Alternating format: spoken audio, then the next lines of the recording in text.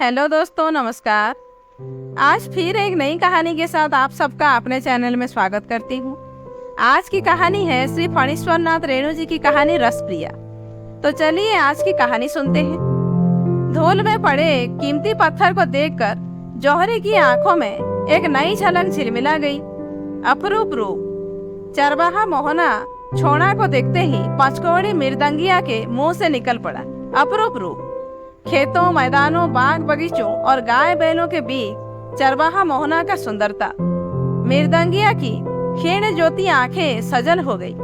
मोहना ने मुस्कुराकर पूछा, तुम्हारी उंगली से रसपिरिया बजाते टेढ़ी हुई है ना? ए, बूढ़े मृदंगिया ने चौंकते हुए कहा, रसपिरिया? हाँ। नहीं, तुमने कैसे? तुमने कहाँ से सुना बे? बेटा कहते कहते वह रुक गया। परमानपुर में उस बार एक ब्राह्मण के लड़के को उसने प्यार से बेटा कह दिया था। सारे गांव के लड़कों ने उसे घेर कर मारपीट की तैयारी की थी। बहरदार होकर ब्राह्मण के बच्चे को बेटा कहेगा? मारो साले बूढ़े को घेर कर, मृदंग फोड़ दो। मृदंगिया ने हंसकर कहा था, अच्छा इस बार माफ कर दो सरकार, अब से आप लोगों को बाप ही कहूंगा। बच्चे खुश हो गए थे। 1-2 साल के नंगे बालक की ठुड्डी पकड़कर वह बोला था, क्यों ठीक है ना बाप जी? बच्चे ठठाकर हंस पड़े थे। लेकिन इस घटना के बाद फिर कभी उसने किसी बच्चे को बेटा कहने की हिम्मत नहीं की। मोहना को देखकर बार बार बेटा कहने की इच्छा होती है। रसपेरिया की बात किसने बताई तुमसे? बोलो बेटा।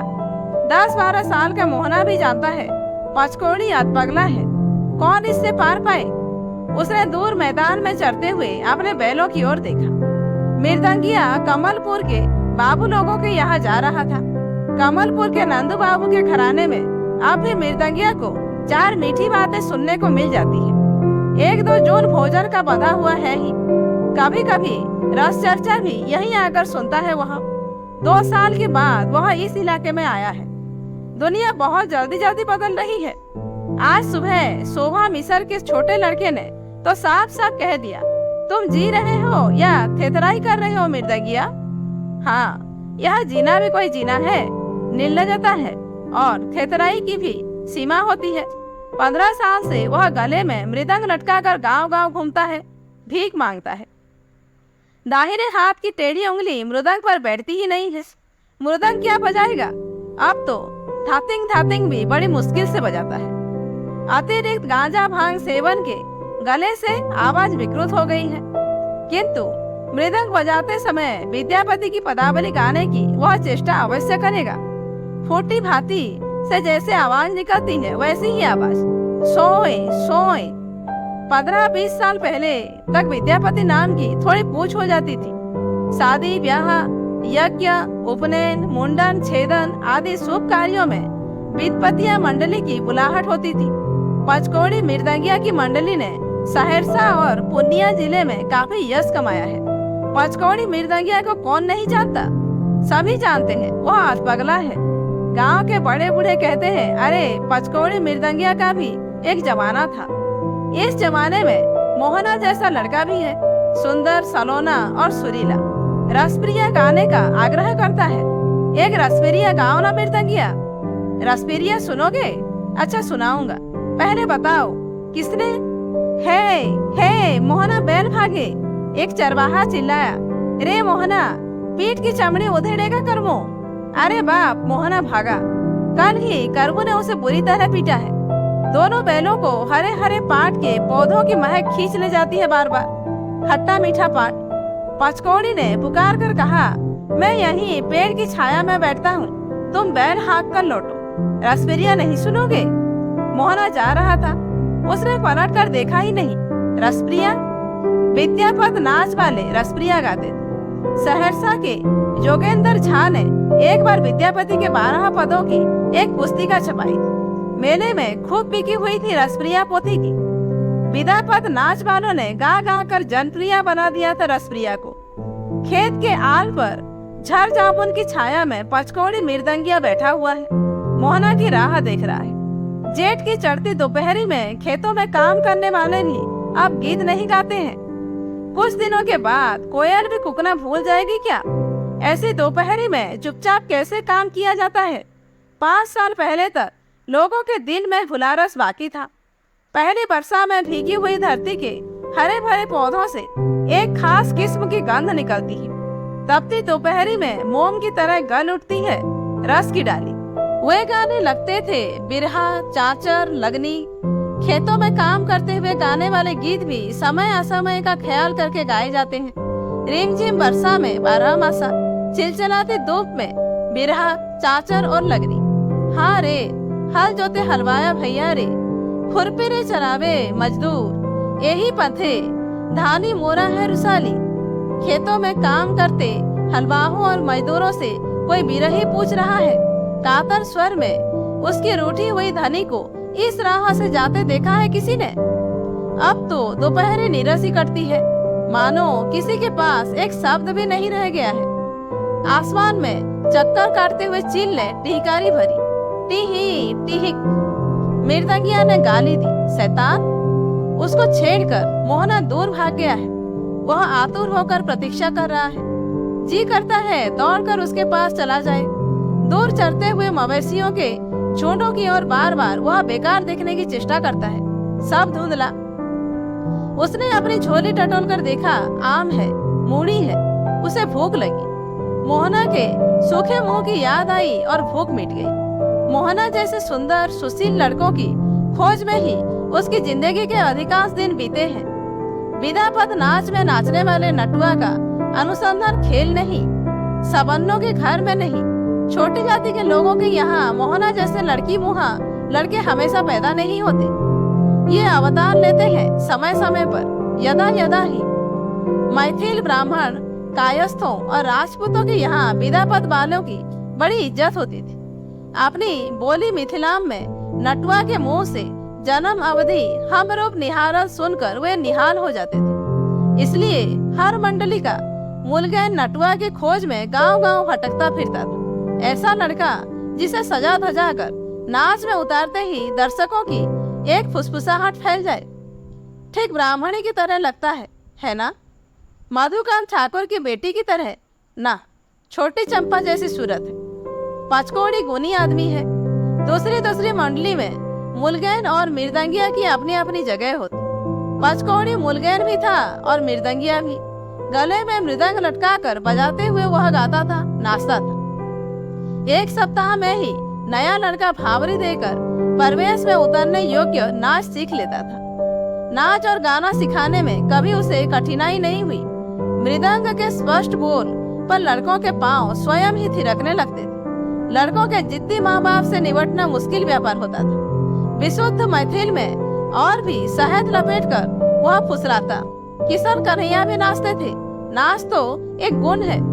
अरे जाचक कहो या 10 दुआरी, चोरी डकैती और आवारागर्दी से तो अच्छा है अपना अपना गुण दिखाकर लोगों को रिझाकर गुजारा करना। एक बार उसे लड़के की चोरी भी करनी पड़ी थी। बहुत पुरानी बात है। इतनी मार लगी थी कि बहुत पुरानी बात है। पुरानी ही सही, बात तो ठीक है। रसपिरिया बजाते समय तुम्हारी उंगली टेढ़ी हुई थी ना? ठीक है ना? मोहना न जाने कब लौट आया। मृदंगिया के चेहरे पर चमक लौट आई। वह मोहना की ओर एक टकटकी लगाकर देखने लगा। यह गुणवान मर रहा है। धीरे धीरे तिल तिल कर वह खो रहा है। लाल लाल ओठों पर बीड़ी की कालिक लग गई। पेट में तिल्ली है जरूर। मृदंगिया वैद भी है। एक झुंड बच्चों का बाप धीरे धीरे एक पारिवारिक डॉक्टर की योग्यता हासिल कर लेता है। उत्सवों के बासी टटका भोजनों की प्रतिक्रिया कभी कभी बहुत बुरी होती। मृदंगिया अपने साथ नमक सुलेमानी, चानमार पाचन और पुनैन की गोली हमेशा रखता था। लड़कों को सदा गर्म पानी के साथ हल्दी की बुकनी खिलाता। पीपल, काली मिर्च, अदरक वगैरह को घी में भूनकर शहद के साथ सुबह शाम चटाता। गर्म पानी। पोटली से मूढ़ी और आम निकालते हुए मृदंगिया बोला, हाँ गर्म पानी। तेरी तिल्ली बढ़ गई है, गर्म पानी पियो। यह तुमने कैसे जान लिया? फारबिसगंज के डॉक्टर बाबू भी कह रहे थे तिल्ली बढ़ गई है। दवा आगे कहने की जरूरत नहीं। मृदंगिया जानता है मोहना जैसे लड़कों के पेट की तिल्ली चिता पर ही गलती है। क्या होगा पूछकर कि दवा क्यों नहीं करवाते। माँ भी कहती है हल्दी की बुकनी के साथ रोज गर्म पानी, तिल्ली गल जाएगी। मृदंगिया ने मुस्कुराकर कहा, बड़ी सयानी है तुम्हारी माँ। केले के सूखे पत्तल पर मूढ़ी और आम रख कर उसने बड़े प्यार से कहा, आओ एक मुट्ठी खा लो। नहीं, मुझे भूख नहीं है। किंतु मोहना की आंखों से रह रह कर कोई झांकता था। मूढ़ी और आम को एक साथ निगल जाना चाहता था। भूखा, बीमार, भगवान, खाओ, खा लो बेटा, रसपेरिया नहीं सुनोगे? माँ के सिवा आज तक किसी अन्य व्यक्ति ने मोहना को इस तरह प्यार से कभी परोसे भोजन पर नहीं बुलाया। लेकिन दूसरे चरवाहे देख लें तो माँ से कह देंगे, भीख का अन्न नहीं, मुझे भूख नहीं। मृदंगिया अप्रतिभ हो जाता है, उसकी आंखें फिर सजल हो जाती है। मृदंगिया ने मोहना जैसे दर्जनों सुकुमार बालकों की सेवा की है। अपने बच्चों को भी शायद वह इतना प्यार नहीं दे सकता, और अपना बच्चा अपना पराया। अब तो सब आपने सब पराए। मोहन, कोई देख लेगा तो क्या होगा? माँ से कह देगा, तुम भीख मांगते हो ना। कौन भीख मांगता है? मृदंगिया के आत्मसम्मान को इस भोले लड़के के बेवजह ठेस लगा दी। उसके मन की झांपी में कुंडलीकार सोया हुआ सांप फन फैलाकर फुफकार उठा, ए साला, मारेंगे एक तमाचा की। ए, गाली क्यों देते हो? मोहना ने डरते डरते प्रतिवाद किया। वह उठ खड़ा हुआ। पागलों का क्या विश्वास। आसमान में उड़ती हुई चील ने फिर टीकारी भरी, टीही टीही। मोहना, मृदंगिया की आवाज गंभीर हो गई। मोहना जरा दूर जाकर खड़ा हो गया। किसने कहा तुमसे कि मैं भीख मांगता हूँ? मृदंग बजाकर, पदावली गाकर लोगों को रिझाकर पेट पालता हूँ। तुम ठीक कहते हो, भीख का ही अन्न है ये, भीख का ही फल है यह। मैं नहीं दूंगा। तुम बैठो, मैं रसपेरिया सुना दूं। मृदंगिया का चेहरा धीरे धीरे विकृत हो रहा है। आसमान में उड़ने वाली चील अब पेड़ की डाली पर आ बैठी। टीही टीही टिटिक। मोहना डर गया। एक डग, दो डग दे तोड़, वह भागा। एक बीघा दूर जाकर उसने चिल्लाकर कहा, डायन ने बाण मारकर तुम्हारी उंगली टेढ़ी कर दी है। झूठ क्यों कहते हो कि रसपेरिया बजाते समय? ए, कौन है यह लड़का? कौन है यह मोहना? रसपेरिया भी कहती है डायन ने बाण मार दिया है। मोहना ने जाते जाते चिल्लाकर कहा, करेला? अच्छा, तो मोहना यह भी जानता है कि मृदंगिया करेला कहने से चिढ़ता है। कौन है यह मोहना? मृदंगिया आतंकित हो गया। उसके मन में एक अज्ञात भय समा गया। वह थर-थर कांपने लगा। कमलपुर के बाबुओं के यहाँ जाने का उत्साह भी नहीं रहा। सुबह मिसर के लड़के ने ठीक ही कहा था। उसकी आंखों से आंसू झरने लगे। जाते जाते मोहना डंक मार गया। उसके अधिकांश शिष्यों ने ऐसा ही व्यवहार किया है उसके साथ। नाच सीख कर फुर्र से उड़ जाने का बहाना खोजने वाले एक एक लड़के की बातें उसे याद है। सोनवा ने तो गाली ही दी थी, गुरुगिरी करता है चुट्ठा। रंपतिया आकाश की ओर हाथ उठाकर बोली थी, हे दिनकर, साक्षी रहना, मृदंगिया ने फुसलाकर मेरा सर्वनाश किया है। मेरे मन में कभी चोर नहीं था। हे सूरज भगवान, इस 10 द्वारी कुत्ते का अंग अंग फूट कर। मृदंगिया ने अपनी टेढ़ी उंगली को हिलाते हुए एक लंबी सांस ली। रंपतिया, जोधन गुरुजी की बेटी रंपतिया। जिस दिन वह पहले पहल जोधन की मंडली में शामिल हुआ था, रंपतिया 12वें में पांव रख रही थी। बाल विधवा रंपतिया पदों का अर्थ समझने लगी थी। काम करते करते वह गुरगुराती, नव अनुरागिनी राधा किछु नाही मानय बाधा। मृदंगिया मुलगैने सीखने गया था और गुरुजी ने उसे मृदंग धरा दिया था। 8 वर्ष तक तालीम पाने के बाद जब गुरुजी ने स्वजात पचकौड़ी से रंपतिया के चुमोना की बात चलाई तो मृदंगिया सभी ताल मात्रा भूल गया। जोधन गुरुजी से उसने अपनी जात छिपा रखी थी। रंपतिया से उसने झूठा प्रेम किया था। गुरुजी की मंडली छोड़कर वह रातों रात भाग गया। उसने गांव आकर अपनी मंडली बनाई, लड़कों को सिखाया पढ़ाया और कमाया खाने लगा। लेकिन वह मुलगैन नहीं हो सका कभी। मृदंगिया ही रहा सब दिन। जोधन गुरुजी की मृत्यु के बाद एक बार गुलाब बाग मेले में रंपतिया से उसकी भेंट हुई। रंपतिया उसी से मिलने आई थी। पचकौड़ी ने साफ जवाब दे दिया था, क्या झूठ प्रेम जोड़ने आई है? कमलपुर के नंदू बाबू के पास क्यों नहीं जाते? मुझे उल्लू बनाने आई है। नंदू बाबू का घोड़ा 12 बजे रात को चीख उठी थी रंपतिया, पाचू चुप रहो। उसी रात रसपेरिया बजाते समय उसकी उंगली टेढ़ी हो गई। मृदंग पर जमनिका देकर वह प्रवेश का ताल बजाने लगा। नटुआ ने 1.5 मात्रा बेताल होकर प्रवेश किया तो उसका माथा ठनका। प्रवेश के बाद उसने नटुआ को छिड़की दी, ए साला, थप्पड़ों से गाल लाल कर दूंगा। और रसपेरिया की पहली कड़ी ही टूट गई। मृदंगिया ने ताल को संभालने की बहुत चेष्टा की। मृदंग की सूखी चमड़ी जी उठी। दाहिने पूरे पर लावा फर ही फूटने लगे और ताल कटते कटते उसकी उंगली टेढ़ी हो गई। छोटी टेढ़ी उंगली हमेशा के लिए पचकोड़ी की मांडली टूट गई। धीरे धीरे इलाके से विद्यापति नाच ही उठ गया। अब तो कोई विद्यापति की चर्चा भी नहीं करते हैं। धूप पानी से परे पचकोड़ी का शरीर ठंडी महफिलों में ही पनपा था। बेकार जिंदगी में मृदंग ने बड़े काम दिया। बेकारी का एकमात्र सहारा मृदंग। एक युग से वह गले में मृदंग लटकाकर भीख मांग रहा है। धातिंग धातिंग वह एक आम उठाकर चूसने लगा। लेकिन मोहना को डायन की बात कैसे मालूम हुई? उंगली टेढ़ी होने की खबर सुनकर रमपतिया दौड़ी आई थी। घंटों उंगली पकड़कर रोती रही थी, हे दिनकर, किसने इतनी बड़ी दुश्मनी की? उसका बुरा हो, मेरी बात लौटा दो भगवान।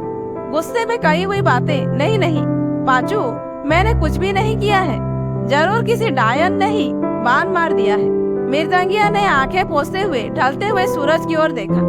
इस मृदंग को कलेजे से सटाकर रमपतिया ने कितनी रातें काटी है।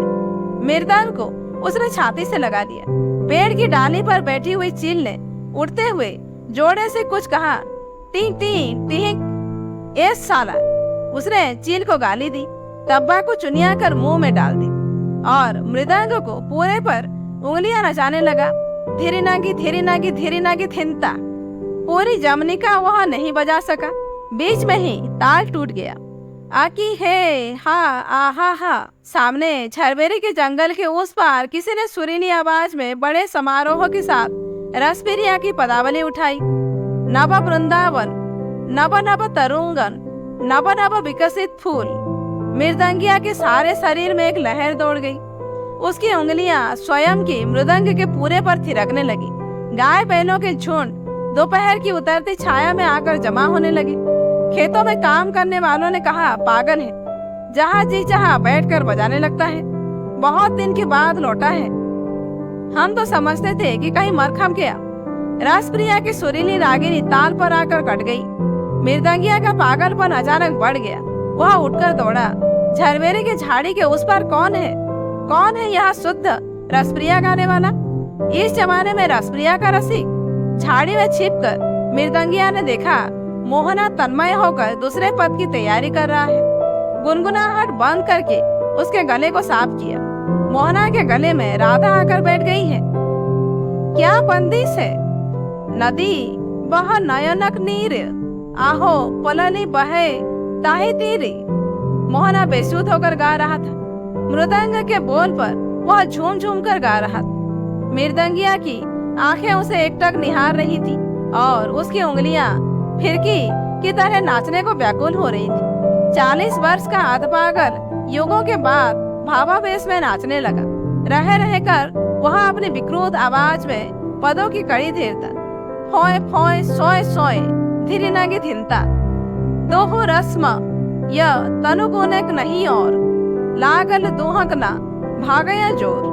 मोहना के आधे काले और आधे लाल ओठों पर नई मुस्कुराहट दौड़ गई, पर समाप्त करते हुए वह बोला, इस टेढ़ी उंगली पर भी इतनी तेजी? मोहना हाँफने लगा।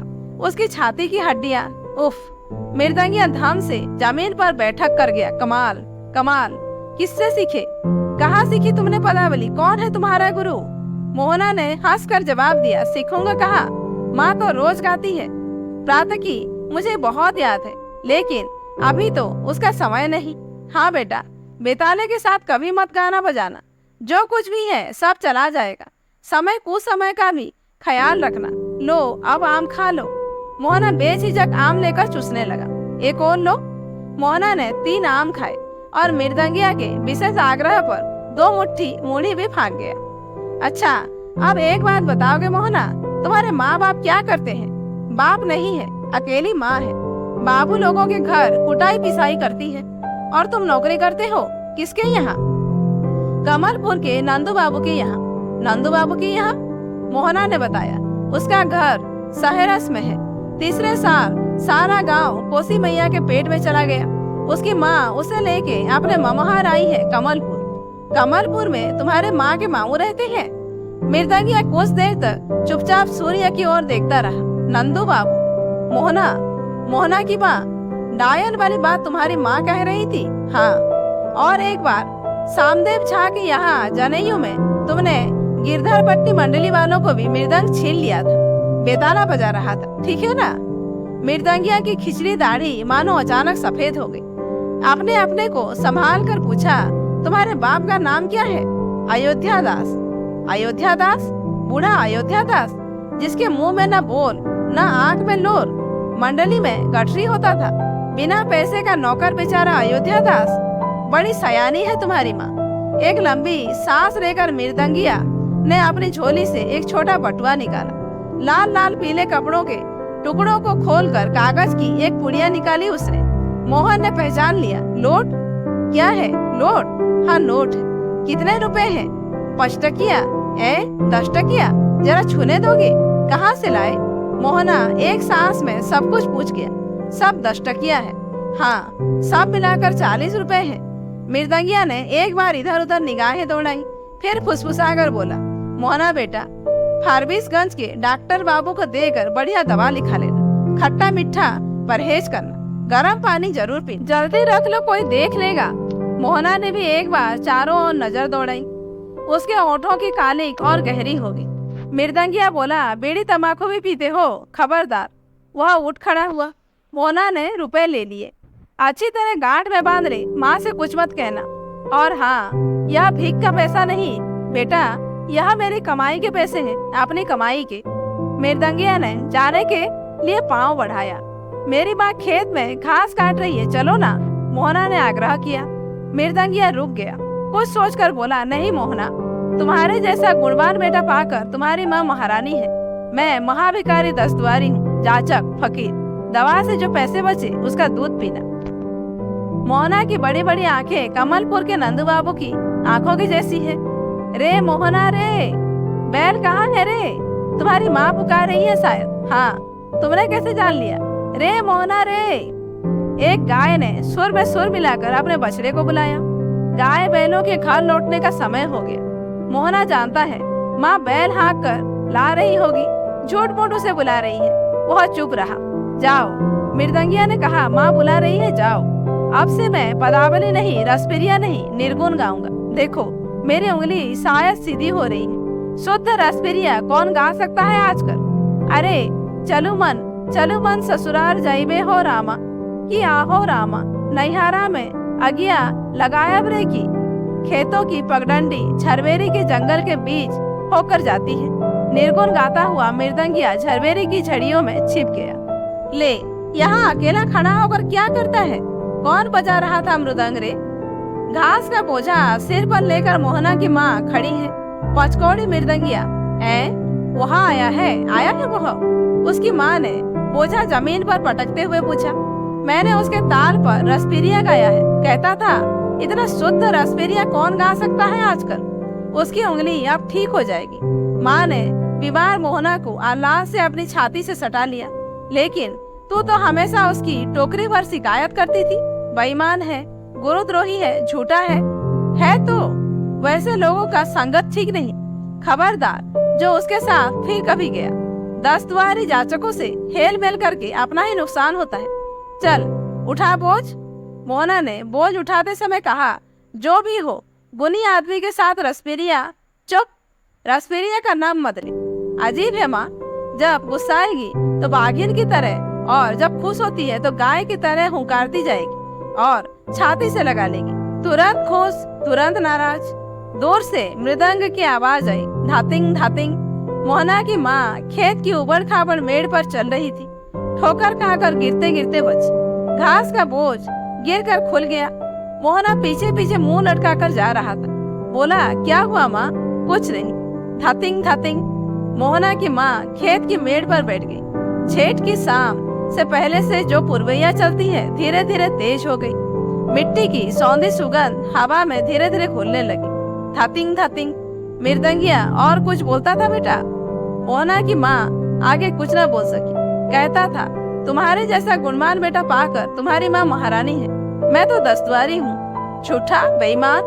मोहना की माँ आंसू पोंछकर बोली, ऐसे लोगों की संगत कभी मत करना। मोहना चुपचाप खड़ा रहा। तो दोस्तों, आज की कहानी यहीं पर समाप्त होती है। कहानी कैसी लगी कमेंट करके जरूर बताइए। अच्छी लगी हो तो एक लाइक कीजिए, जानने वालों को शेयर कीजिए और ऐसे ही वीडियोज आगे देखने के लिए मेरे चैनल को सब्सक्राइब करना मत भूलिए।